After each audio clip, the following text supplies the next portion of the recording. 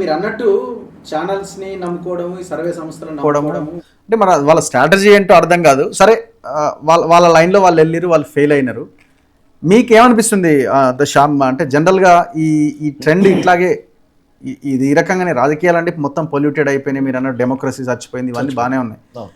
Future ఏంటి అంటే ఈ మూడు పార్టీలతోనే తెలంగాణ ముందుకెళ్లే అవకాశం ఉంటుందా, లేకపోతే ఒక ఆల్టర్నేట్ రావాల్సిన అవసరం ఈ తెలంగాణలో ఉందని మీకు అనిపిస్తుంది? ఒక మాట శ్యామ్ గారిని ఉద్దేశించి ఒక మాట చెప్తాను. ఈ శ్యామ్ గారిని ఒక ఉదాహరణ తీసుకొని తెలంగాణ ప్రజలకు నేను చేసే మనవి ఏంటంటే, ఇలా శ్యామ్ ఎన్నికల్లో నుంచి 143 ఓట్లు మాత్రమే 143 ఓట్లు సాధించాడనేది మనకు గొప్ప. అయితే నేను చెప్పదలుచుకుంది ఏంటంటే, ఇలాంటి శ్యామ్ లాంటి వాళ్ళు నవ యువకులు సామాన్యులు ఎలక్షన్స్లో నిలబడే అవకాశం లేకుండా పోతుంది కేవలం డబ్బు తీసుకోవటం వల్ల. డబ్బు పంచే శక్తి శ్యామ్కు ఉంటే శ్యామ్కు కూడా ఈ పరిస్థితి వచ్చి ఉండేది కాదు. డబ్బు పంచే శక్తి, మద్యం పంచే శక్తి, ఎలక్షన్ మేనేజ్మెంట్ చేసుకునేటువంటి కెపాసిటీ అతని దగ్గర ఉండుంటే అతనికి 143 ఓట్లు పరిమితం అయ్యేవాడు కాదు. కేవలం మనం చేస్తున్న తప్పుల కారణంగా, మీరు తీసుకున్న డబ్బుల కారణంగా, మరి ఆ డబ్బులు ఏమైనా జీవితాలు మార్చేస్తాయంటే మార్చేయవు. మళ్ళా ఇప్పుడు నిజానికి నవీన్ యాదవ్ కావచ్చు, లేదా మాగంటి సునీత కావచ్చు, లేదా బీఆర్ఎస్ పార్టీ కావచ్చు, లేదా బీజేపీ పార్టీ కావచ్చు, ఏమైనా ఆస్తులు రాసిచ్చి వాళ్ళ కుటుంబాలుగా బాగుపడిపోతాను ఈ ఓటు ఈ ఇచ్చే డబ్బులతో అంటే ఓటేసినా నాకు ఓకే ఈ ఎన్నికలతో వాళ్ళ జీవితాలు మారిపోయినాయి అనుకోవచ్చు.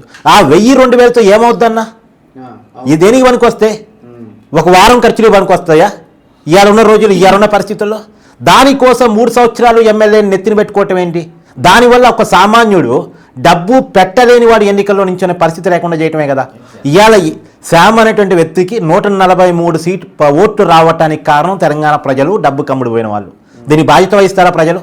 మీరు డబ్బు తీసుకోవడం వల్ల ఒక సామాన్యుడు ఇవాళ చాలా మంది రేపటి నుంచి నీతులు చెప్తా ఉంటారు, మా రోడ్డు సరిగా లేదు, మా డ్రైనేజ్ సరిగా లేదు. ఇప్పుడు ఓటైనంతా అదే మన ఫేస్బుక్లల్లో, ఇన్స్టాగ్రామ్లలో పెట్టేదంతా అదే. కానీ వాళ్ళకేం హక్కు ఉందన్న?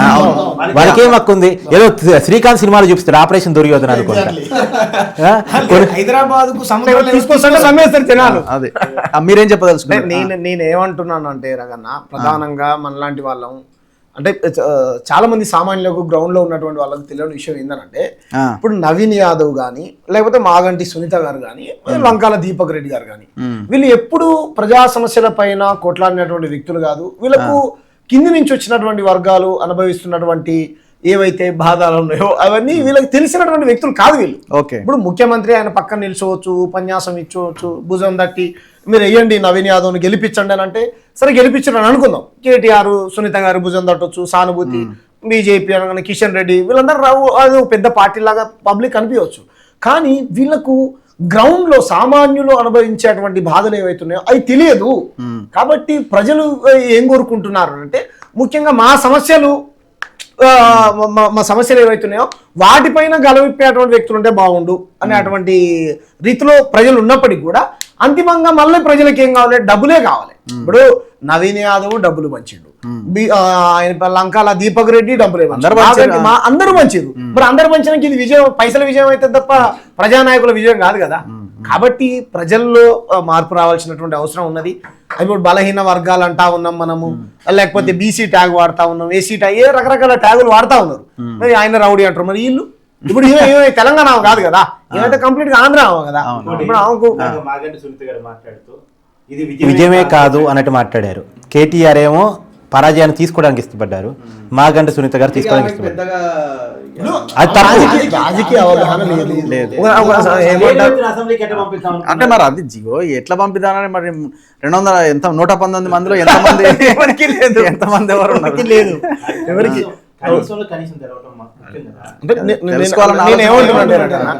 మనలాంటి వ్యక్తులము ప్రజాస్వామ్యాన్ని పరిరక్షించేటువంటి ప్రయత్నం చేయాలి. మనది గొప్ప భారత ఏమంటారు రాజ్యాంగం అని పొద్దున్న లేసి మనం చెప్పుకుంటాం. ఈ దేశంలో ఇవాళ మీరు పొద్దున్నే మార్నింగ్ న్యూస్ చదివారు, ఓ జడ్జి 15 లక్షలకు అమ్ముడు వేయడు లేదా? అంతకుముందు ఢిల్లీలో యశ్వంత్ వర్మ అనేటైనా 150 కోట్లకు అమ్ముడు వేయడు.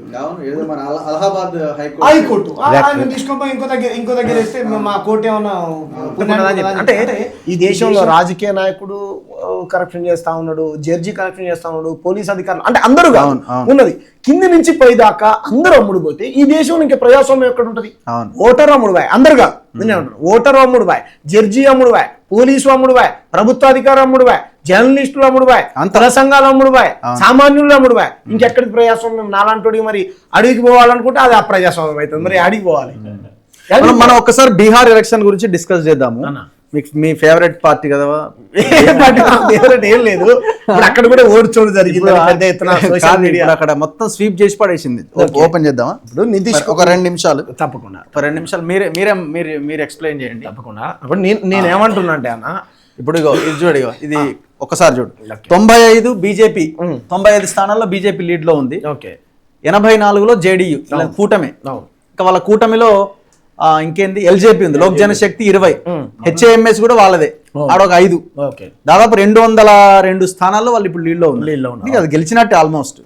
ఆర్జేడీ 24, ఇక కాంగ్రెస్ అయితే 3-4 ప్లేస్ లో ఉంది. వాళ్ళైతే నెంబరే పెట్టలేదు. అంటే వాళ్ళకి టికెట్లు కూడా కేటాయించలేదు కదా. ఎవరికి?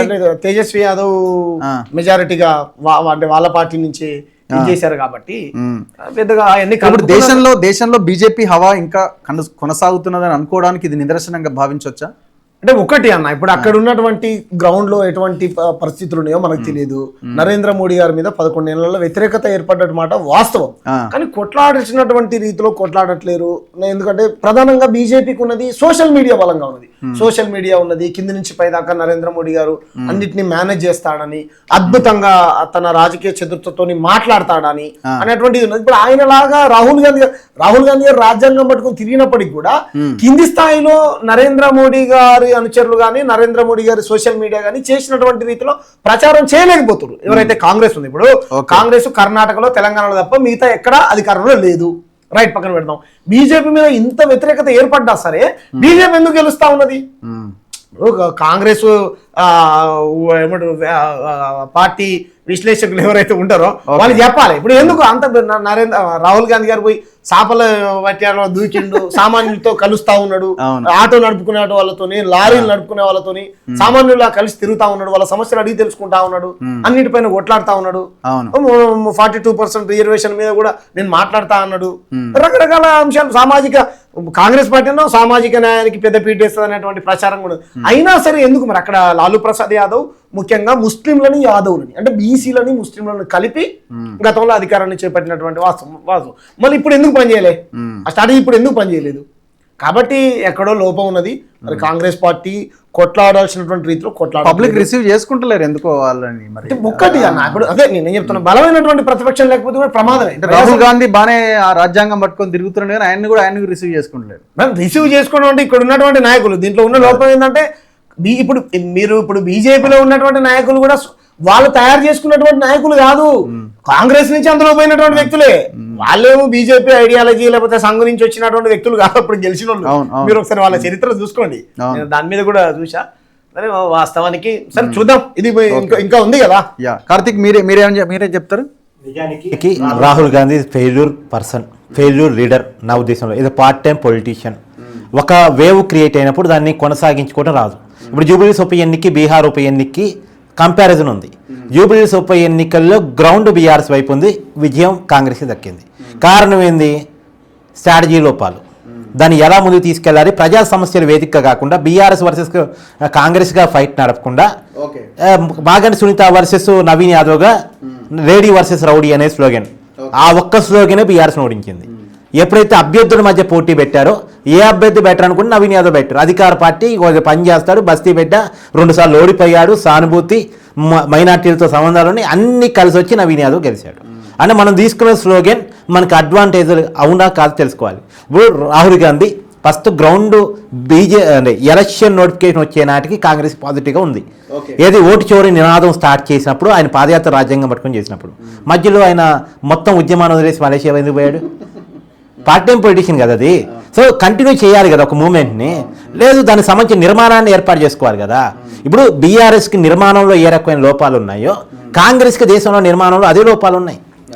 తను ఒక నాయకుడు ఒక పిలిపిస్తే దాని గ్రౌండ్లో వర్కౌట్ చేయగలిగే లీడర్ ఎంతమంది? బీజేపీకి ఉన్నారు. ఆర్ఎస్ఎస్ ఉంది, సంఘ్ పరివార్ ఉంది, ఏబీవీపీ ఉంది, విహెచ్పి ఉంది, అది కాక బీజేపీ కార్యకర్తలు ఉన్నారు. కానీ మరి నీ కాంగ్రెస్కి ఎవరు ఉన్నారు?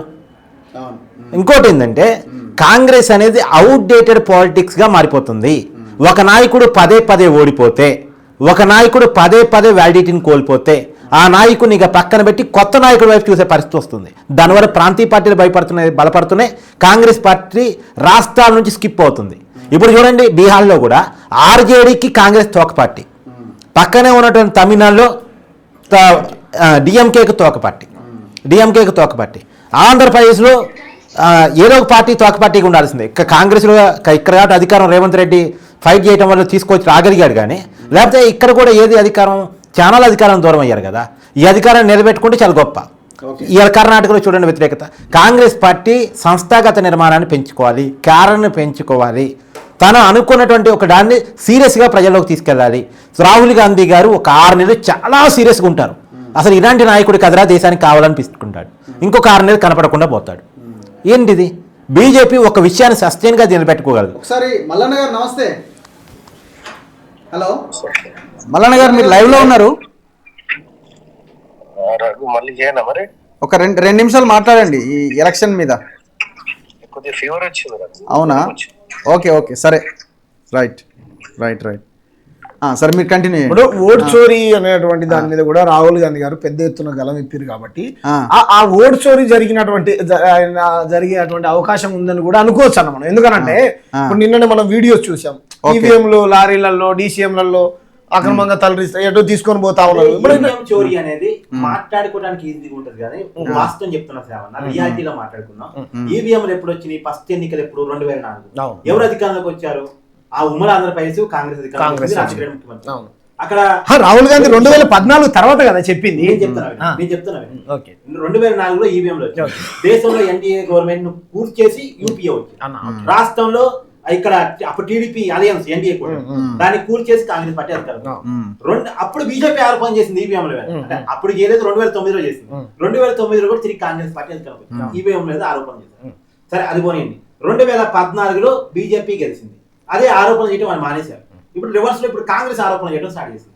2014 కంటే చేయలేకపోయారు, ఎందుకంటే వాళ్ళ చేతిలో అధికారం ఉండి కోల్పోయారు. 2019 నుంచి కాంగ్రెస్ పార్టీ ఈవీఎంల మీద ఆరోపణ చేయడం మొదలెట్టింది. ఇప్పుడు నేనేమంటున్నానంటే, ఇదే ఈవీఎంలతో కదా తెలంగాణలో గెలిచింది, ఇదే ఈవీఎంలతో కదా కర్ణాటకలో గెలిచింది, ఇదే ఈవీఎంలతో కదా రాహుల్ గాంధీ 2 చోట్ల గెలిచింది. ఇలా అపోజిషన్ స్థాయికి కాంగ్రెస్ పార్టీ ఎదిగింది కదా. ఈ అపోజిషన్ స్థాయి కాంగ్రెస్ పార్టీ 2014, 2019 కాకుండా 2024 ఎదిగింది కదా. వాళ్ళు చోరీ చేస్తుంది ఈవీఎంలు కాదు, మనిషి మైండ్ని. మీరు అర్థం చేసుకోవాల్సింది, మనిషి మైండ్ని బీజేపీ చోరీ చేస్తుంది. మానవ సంబంధాలు జాతీయ సమైక్యత పేరుతోటి లేదు మతం పేరుతోటి మనిషి మైండ్ని చోరీ చేయగలుగుతుంది. దాన్ని రాహుల్ గాంధీ గారు తెలుసుకోవాలి. మనిషి మైండ్ని చోరీ చేస్తూ, ఇప్పుడు నిజం ఓపెన్గా చెప్తున్నాను, తెలంగాణలో కూడా సరైన లీడర్ లేక కానీ బీజేపీకి నిజానికి స్కోప్ ఉంది. గ్రౌండ్లో బీజేపీకి అనుకూల వాతావరణం ఉంది. అది పార్లమెంట్ ఎన్నికలు వచ్చినప్పుడు బయటపడుతుంది. ఇక్కడ అసెంబ్లీ ఎలక్షన్స్లో సరైన నాయకుడు సరైన దిశలో కనుక బీజేపీని తీసుకెళ్తే తెలంగాణలో కూడా బీజేపీకి అవకాశం ఉంది. ఎందుకు? మనిషి మైండ్ చోరీ చేశారు. ఇవాళ బీఆర్ఎస్ వెనకాల ఉన్న వాళ్ళలో బీజేపీ సింపథైజర్స్ ఉన్నారు, ఏమేందో కాంగ్రెస్లో ఉన్న వాళ్ళలో బీజేపీ సింపథైజర్స్ ఉన్నారు అని మైండ్ చోరీ అయిన వాళ్ళు. మోడీయే కరెక్ట్ కదా, మోడీ ఉండటం వల్లే దేశానికి పేరు వచ్చింది కదా, ఇవాళ అన్నం తినేది మోడీ వల్ల కదా అనుకునే వాళ్ళు ఇప్పటికీ ఆలోచన తీరితో ఉన్న వాళ్ళు ఉన్నారు. అబద్ధాలని ప్రచారం చేయడంలో బీజేపీ సక్సెస్ అయింది. ఎనీవే, ఏదైనా బీహార్ లో గెలిచినందుకు వాళ్ళకు మనం ధన్యవాదాలు తెలియజేద్దాం. గెలిచినటువంటి జూబ్లీస్ లో నవీన్ యాదవ్ కూడా ధన్యవాదాలు, అంటే ఐ మీన్ ఏమంటారు, కంగ్రాట్స్ తెలియజేస్తా ఉన్నాను.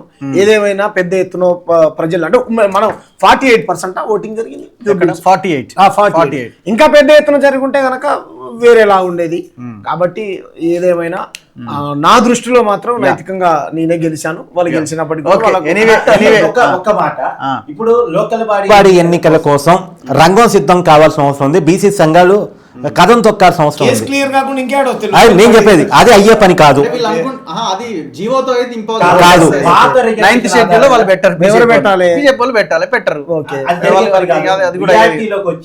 బీసీ సంఘాలు అన్ని రాజకీయ పార్టీలతో అఖిలపక్ష సమావేశం, అఖిల సంఘాల సమావేశాన్ని ఏర్పాటు చేసి ప్రతి రాజకీయ పార్టీ కూడా 42% మీ అన్ని పార్టీలు ఏకగ్రీవం ఈ స్థానాలు. ఇప్పుడు మేము బీసీలకు 42 స్థానాలు ఇస్తామని ప్రతి పార్టీ చెప్పినా లాభం లేదు. ఎందుకంటే ఒక పర్టికులర్ స్థానంలో బీఆర్ఎస్ ఇచ్చిన చోట కాంగ్రెస్ ఇస్తాను గ్యారంటీ లేదు, కాంగ్రెస్ ఇచ్చిన చోట బీఆర్ఎస్ ఇస్తాను గ్యారంటీ లేదు, ఇద్దరు ఇచ్చిన చోట బీజేపీ ఇస్తాను గ్యారంటీ లేదు. దీనివల్ల మళ్ళా ఏదో రాజకీయ పార్టీ నుంచి రెడ్డో కమ్మ వెలమో ఇంకోళ్ళు డబ్బులు పెట్టగలిగిన వాళ్ళు నించుంటారు, మన శ్యామలాని పరిచయం చేస్తారు. ఇలా పరిచయం చేయకుండా ఉండాలి అంటే బీసీ సంఘాలు కూర్చోబెట్టి ఇదిగో 42 స్థానాలు తేల్చండి అన్ని రాజకీయ పార్టీ తట్టి మేము మిగతా స్థానాలు అడుగు మీ ఇష్టం వచ్చిన వాళ్ళకి ఇచ్చుకోండి. జనరల్ స్థానాలు 42% సీట్లను తేల్చండి. లేదు ఈ ఒక్కసారికి బీసీ సంఘాలకు ఒప్పు చెప్పండి, ఏకగ్రీవం చేసుకుందాం. ఓకే, ఆ పని చేస్తారేమో చూద్దాం రాబోయే రోజులు ఎట్లుంటది అన్నది. Thank you very much Karthik and Telangana Shyam. చర్చలో పాల్గొన్న ప్రతి ఒక్క